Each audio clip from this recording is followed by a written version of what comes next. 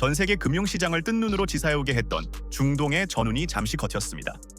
파키스탄 이슬람아바드에서 전해진 단 90분짜리 짧은 발표는 그야말로 시장을 뒤흔들었습니다. 파키스탄의 중재로 미국과 이란이 2주간의 휴전에 극적으로 합의했다는 소식에 지난 몇 주간 극도의 공포에 떨었던 시장은 즉각적으로 환호했습니다.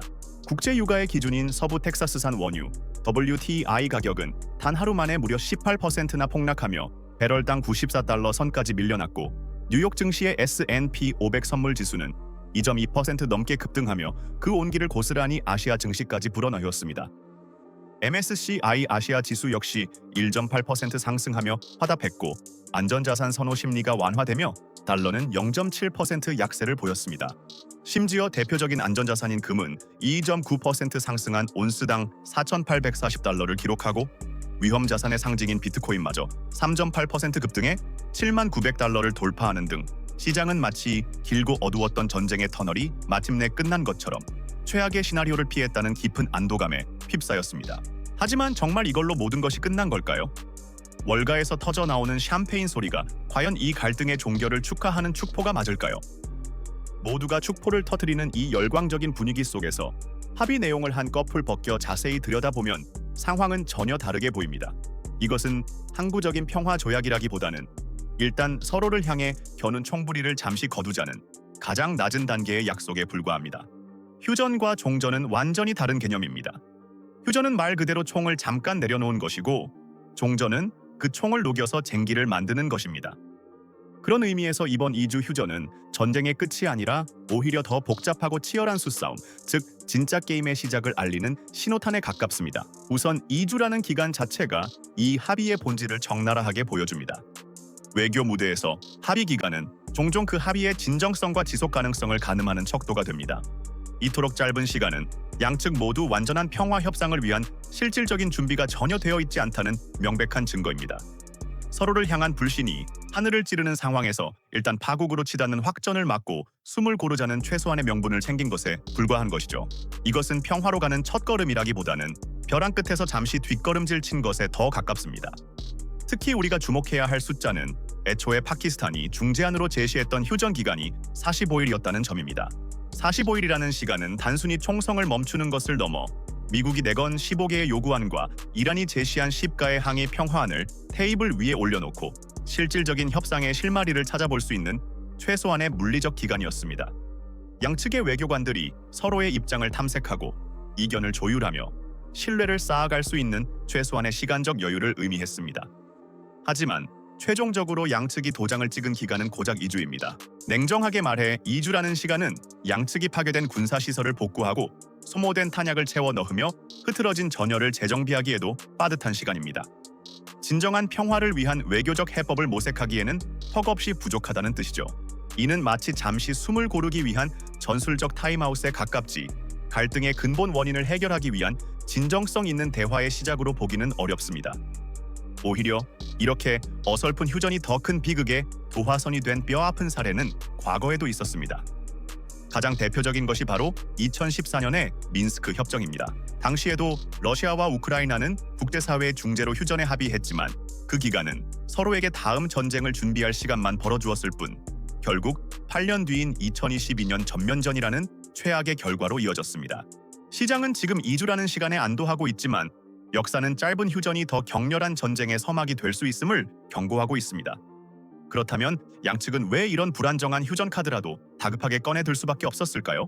특히 이란을 초토화시키겠다며 강경 일변도로 나서던 트럼프 대통령이 갑자기 태도를 바꾼 배경에는 많은 이들이 놓치고 있는 아주 현실적인 시한폭탄이 있었습니다.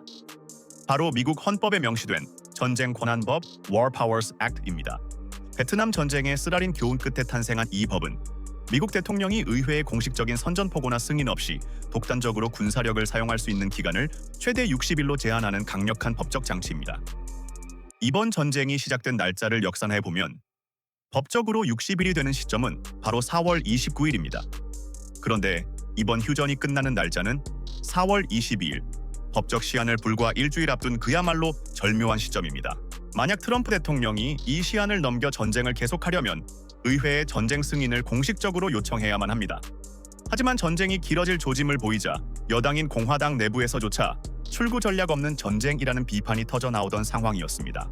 이런 분위기에서 의회 승인을 장담할 수 없을 뿐더러 만약 거부당하기라도 한다면 엄청난 정치적 리더십의 상처를 입게 됩니다. 결국 트럼프가 지금 카드 게임을 하고 있는데 남은 칩이 딱 2주치밖에 없는 상황인 겁니다. 이번 휴전은 이란을 향한 압박 카드라기보다 트럼프 대통령 자신이 국내 정치라는 수렁에 빠지지 않기 위해 던진 시간 벌기용 카드에 가까웠던 셈입니다. 이렇게 트럼프 대통령이 국내 정치적 계산으로 잠시 멈춰섰지만 이 구도에 전혀 동의하지 않는 또 다른 핵심 플레이어가 있습니다. 바로 미국의 가장 강력한 우방이자 이란의 숙적인 이스라엘, 그리고 네타냐후 총리입니다. 현재 네타냐후 총리는 부패 혐의 재판과 연립정부 붕괴로 인한 조기 총선 가능성 등 그야말로 벼랑 끝에 서 있습니다. 이런 절체절명의 위기 속에서 그에게 전쟁의 지속은 자신의 정치 생명을 연장할 수 있는 거의 유일한 카드나 다름없습니다.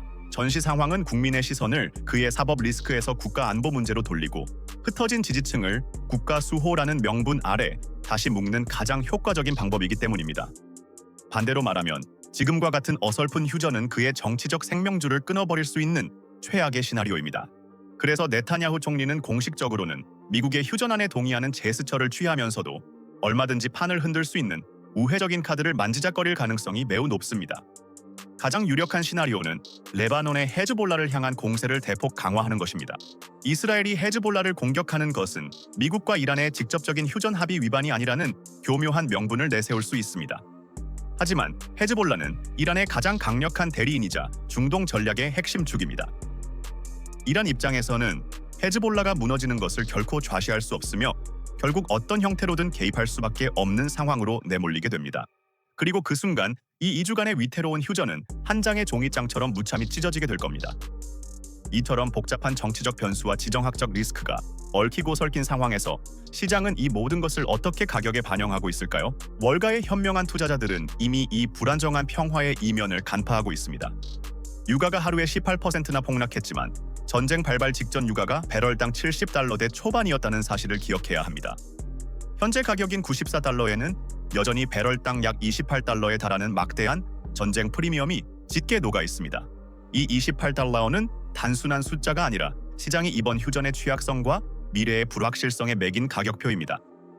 이는 시장 참여자들이 이번 휴전을 완전한 종전으로 보지 않는다는 가장 확실하고도 강력한 증거입니다. 이러한 시장의 깊은 의구심은 이번 합의의 핵심 중 하나인 호르무즈 해협의 상황을 들여다보면 더욱 명확해집니다. 호르무즈 해협이 종이 위에서 열리는 것과 실제로 수천 척의 배가 안전하게 지나가는 건 완전히 다른 문제입니다.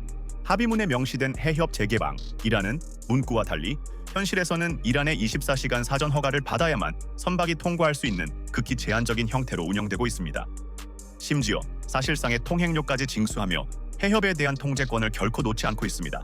여기에 지난 6주간의 봉쇄 기간 동안 설치되었을지 모를 기뢰를 제거하고 천문학적으로 치솟았던 선박 보험료를 다시 재산정하는 데 필요한 물리적인 시간까지 고려하면 해협이 과거처럼 완전히 정상화되기까지는 상당한 시간이 걸릴 수밖에 없습니다.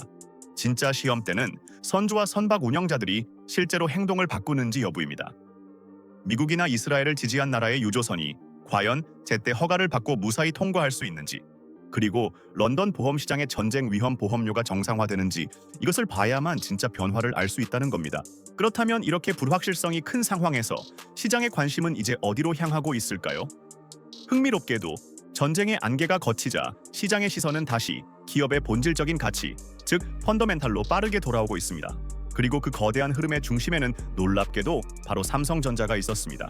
인공지능 AI 시대가 본격화되면서 데이터 센터와 온디바이스 AI 수요가 폭발적으로 증가했고, 이는 D램과 낸드 같은 메모리 반도체 가격을 천정부지로 밀어 올렸습니다. 이 거대한 파도는 고스란히 삼성전자의 1분기 역대 최대 실적이라는 놀라운 결과로 이어졌습니다. 사실 전쟁의 공포가 시장 전체를 뒤덮었던 지난 몇 주간, 우리 코스피 시장이 예상보다 견고하게 버텨낼 수 있었던 가장 결정적인 이유도 바로 여기에 있습니다. 삼성전자의 압도적인 실적 전망이 우리 증시가 무너지는 것을 막아주는 든든한 방패막이 역할을 했던 겁니다. 전쟁이라는 엄청난 소음이 잠시 잦아들자 그동안 그 소음에 가려져 있던 반도체 슈퍼사이클이라는 거대한 동력의 실체가 비로소 수면 위로 뚜렷하게 드러나기 시작한 것입니다. 시장은 전쟁이 끝났다고 환호하고 있지만 진실은 지금부터가 진짜 게임이라는 겁니다. 지정학적 리스크라는 거대한 파도와 펀더멘탈이라는 더 거대한 조류가 서로 충돌하며 시장의 방향성을 결정하는 새로운 국면이 시작된 것입니다. 그렇다면 지정학적 리스크와 펀더멘탈의 힘겨루기라는 새로운 국면 앞에서 우리 투자자들은 앞으로 무엇을 어떻게 주시해야 할까요? 가장 먼저 유가의 새로운 지지선이 어디서 형성되는지를 면밀히 확인해야 합니다. 만약 유가가 추가적인 하락 없이 현재의 $90대 중반에서 지지부진한 흐름을 보인다면 이는 시장이 여전히 2주 뒤의 협상 결렬 가능성과 이스라엘의 도발이라는 불확실성을 매우 높게 평가하고 있다는 명백한 증거가 될 것입니다. 두 번째는 우리 시장의 버팀목인 반도체, 특히 삼성전자로 대표되는 기업들의 실적 모멘텀이 시장 전체를 이끌어갈 수 있을지 여부입니다. 전쟁의 공포 속에서도 지수를 방어했던 이 강력한 펀더멘탈의 힘이 리스크가 다소 완화된 국면에서 얼마나 더 강력한 상승 동력으로 작용할 수 있을지를 가늠해 보아야 합니다. 마지막으로 당장 이번 주 금요일로 예정된 평화회담의 구체적인 결과입니다. 시장은 2주라는 임시 방편을 넘어선 그 이후의 구체적인 로드맵을 간절히 원하고 있습니다. 단순한 휴전 연장이라는 미봉책이 아닌 실질적인 긴장 완화로 이어질 수 있는 구체적인 합의안이 도출되는지가 향후 시장의 방향성을 결정할 가장 중요한 분수령이 될 것입니다. 결국 지금 시장은 중동의 지정학적 리스크라는 거대한 안개가 걷히고 기업의 본질적인 가치인 실적이 전면에 나서는 중요한 과도기에 진입했습니다. 시장 참여자들의 관심이 점차 전쟁에서 기업 실적으로, 지정학에서 펀더멘탈로 옮겨가고 있는 것입니다. 전쟁의 안개가 걷히면 그 뒤에 숨어있던 반도체 슈퍼 메가 사이클이 본격적으로 가격에 반영되기 시작할 것이라는 기대감과 2주 뒤 더 큰 파국이 올 수 있다는 불안감이 치열하게 맞서는 바로 지금, 진짜 게임은 이제 막 시작되었습니다.